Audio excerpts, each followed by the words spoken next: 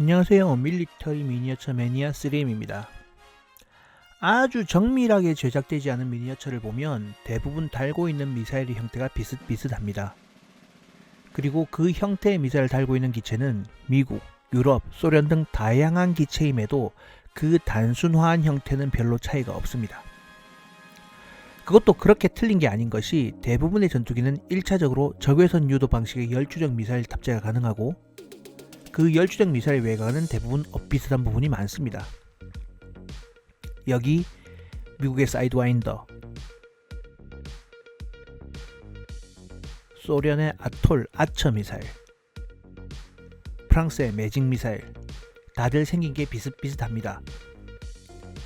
이렇게 비슷하게 생긴 미사일은 시작은 AIM-9 사이드와인더 미사일입니다.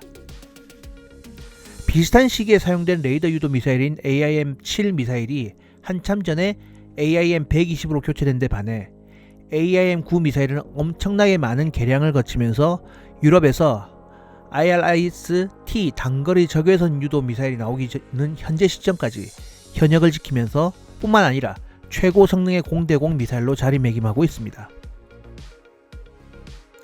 제공 또는 방공 임무를 띠고 공대공 임무를 수행하는 기체는 크게 세 종류의 공대공 무장을 탑재하고 임무를 수행합니다.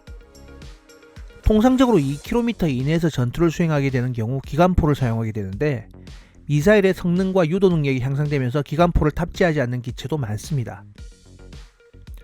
월남전에서 미그 17의 기관포에 호되게 당한 미군은 F-4 이후에 기체에 기관포를 탑재하기도 했지만 공중정 상황에서 기관포의 효용은 여전히 의문시되기에 최신 기체에는 기관포를 탑재하지 않는 경우도 종종 있습니다.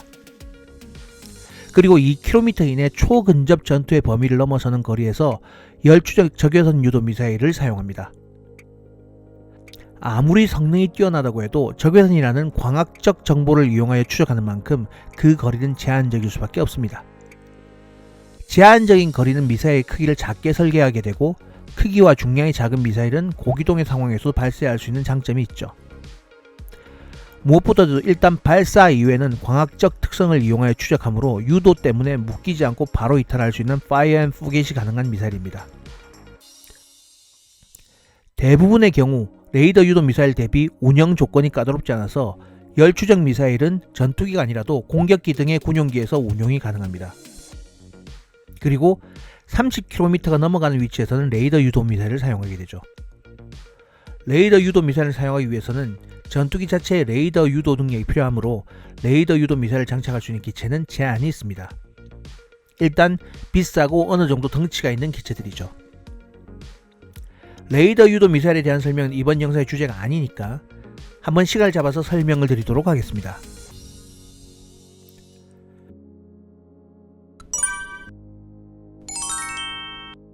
이런 공대공 무장 중에 가장 널리 쓰이는 미사일, 바로 열추적 적외선 유도 미사일인 AIM-9 사이드와인더 미사일입니다. 일단 열추적 미사일은 전투기의 요구사항이 낮고 레이더나 유도 기능이 없어도 사용이 가능한데요. 한국 공군의 예를 보아도 형식과 운용 기종의 차이가 있긴 하지만 F-4, F-16, F-15는 레이더 유도 미사일을 사용할 수 있습니다.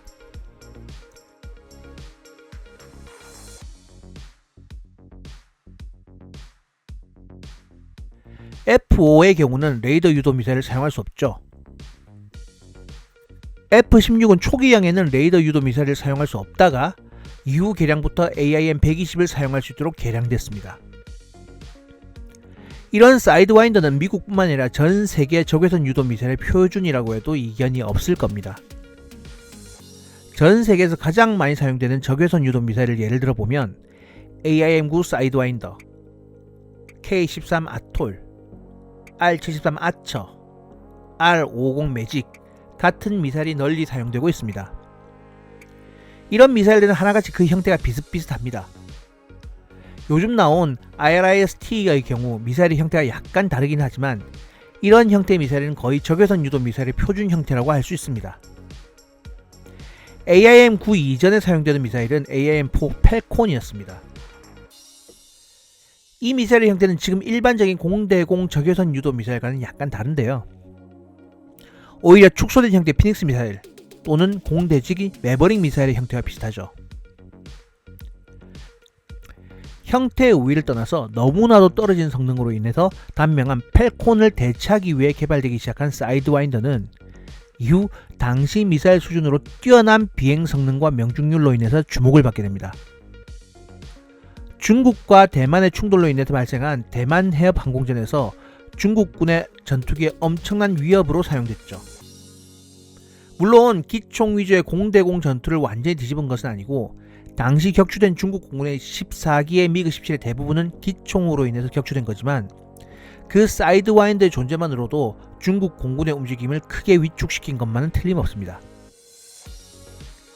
당시 폭발하지 않고 미그 17에 꽂혀서 귀환한 중국 군기를 통해서 복제한 사이드와인더가 소련에 의해서 복제되면서 소련의 K-13 아톨로 복제됩니다. 이렇게 되면서 단거리 열추적 미사일은 사이드와인더가 거의 표준 형태로 자리 잡게 되는 거죠. 이렇게 현대전에도 최강의 단거리 유도 미사일로 자리 잡은 사이드와인더는 의외로 그 개발 역사가 깁니다. 존재하긴 하지만 실제로 쓰기가 거의 불가능에 가까운 팔콘 미사일을 대체하기 위해서 후계 계획으로 시작된 시점이 1940년대 후반입니다. 즉 제대로 된 제트 전투기와 항공기에 제대로 된 레이더가 탑재되기 한참 이전부터 개발되기 시작한 거죠. 컨셉과 기반 기술에 대한 탐색이 거의 완료된 시점이 1951년이니 한국 전쟁이 한창이던 시절에 미국은 열추적 유도 미사일을 개발하고 있었다는 이야기가 됩니다. 실전 배치 최초는 AIM-9B형이 1953년에 배치되기 시작했고요. 당시 초기형의 개발에 관여했던 인원들은 현재 거의 생존하고 있지 않다고 보는 것이 맞을 정도로 오래된 미사일입니다. 하지만 초기형이라는 것은 언제나 한계가 있었죠. 탐지 능력, 기동성 등 모든 부분에서 한계가 컸습니다. 단거리 미사일을 사용하는 공중전이라는 것이 급격한 기동 중에 짧은 시간에 조준해서 발사해야 되는데 탐지각과 한계 중력 가속도 상한이 이지밖에 되지 않아서 회피 기동을 하지 않고 조용히 날아가는 적기가 아니면 명중시킨다는 것이 사실상 어려운 미사일이었습니다. 거기다 당시의 추적 기술은 적기의 후면에 위치하지 않으면 추적이 불가능해서 2차 대전 시 프로펠러기의 도그 파이팅처럼 꼬리를 잡지 않으면 발사가 불가능한 미사일이었습니다. 하지만 미 공군과 해군이 채택된 이후 8만 발이라는 어마어마한 숫자가 생산되었고 미군의 표준 열추적 미사일로 자리매김하게 되죠. 그리고 이렇게 생산된 미사일은 향후 다양한 기능을 가진 후속 모델로 개량이 진행되게 됩니다. 적외선 추적 미사일이니 가장 중요한 것은 적을 어떻게 추적하느냐입니다. 요즘이야 웬만한 휴대폰이 1000만화소 디카가 낮은 성능이지만 1950년대 기술로는 적외선 센서 하나 만들기가 쉽지 않았고 그 비용도 무지막지했습니다. 그래서 사이드와인더의 적외선 센서는 1화소입니다. 그러니 여론을 추적할 때 여론이 어떻게 생겼다 아니다를 파악하는 건 엄두도 못 내고 여론이 있다 없다의 수준의 파악밖에 안 되는 겁니다. 가끔 열추적 미사일을 교란하기 위해서 플레어에 미사일이 왜 이리 잘 교란되나 하겠지만 있다 없다만을 판정하는 센서이기에 한번 다른 목표를 물어버리면 추적이 불가능해지는 한계를 가지고 있기 때문이죠. 특정한 탐지 능력이 없어서 미사일을 여러 방향으로 향하게 하는 기능만 가지고 있는 미사일이라 거리는 상관하지 않고 방향만 적을 쫓아가는 형태였습니다. 일단 적의 뒷꽁무니만 쫓아가는 형태가 아니라 항법 제어 수정을 통해서 일부 리드샷이 가능하도록 형태를 수정하긴 했지만 여전히 여론을 추적하는 형태로 사용됐기 때문에 명중률에는 제한이 있는 미사일이었습니다. 이후 L형에서는 탐지 적외선의 확대로 인하여 적기의 전방을 포함한 후방 이외의 위치에서 공격이 가능한 전방위 추적 기능과 함께 전자기술의 발달을 통한 열 영상 카메라 수준의 CCD 탑재를 한 X형은 강력한 추적 기능과 함께 교란 저항 기능을 가지게 되죠.